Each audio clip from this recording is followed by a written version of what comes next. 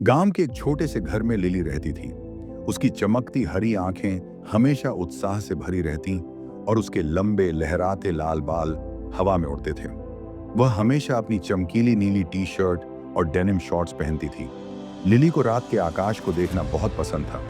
हर रात वह अपने घर की खिड़की से तारों को चमकते हुए देखती और सपने बुनती। एक रात जब लिली तारों को देख रही थी, उसने देखा कि एक तारा धीरे धीरे आकाश से गिर रहा है। तारा चमकता हुआ जंगल की ओर गिरा। लिली बहुत उत्साहित हो गई और सोचने लगी, अगर मैं उस तारे को ढूंढ सकूं तो कितना मजा आएगा। लिली बिना देर किए जंगल की ओर भागी। जंगल में घना अंधेरा था, लेकिन चांदनी रास्ता दिखा रही थी। थोड़ी देर बाद उसे एक छोटा सा चमकता तारा मिला, जो एक पेड़ के नीचे गिरा हुआ था।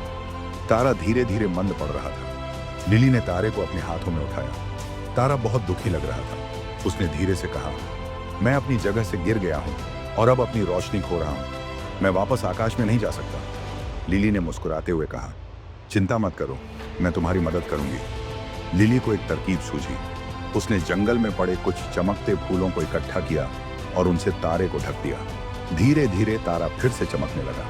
तारे ने खुश होकर कहा, अब मैं वापस उड़ सकता हूं।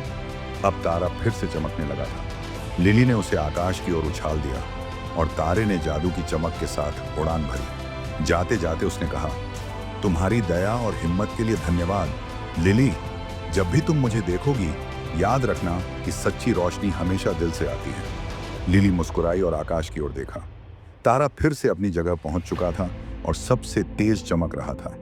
शिक्षा, सच्ची रोशनी दया और दूसरों की मदद करने से आती है।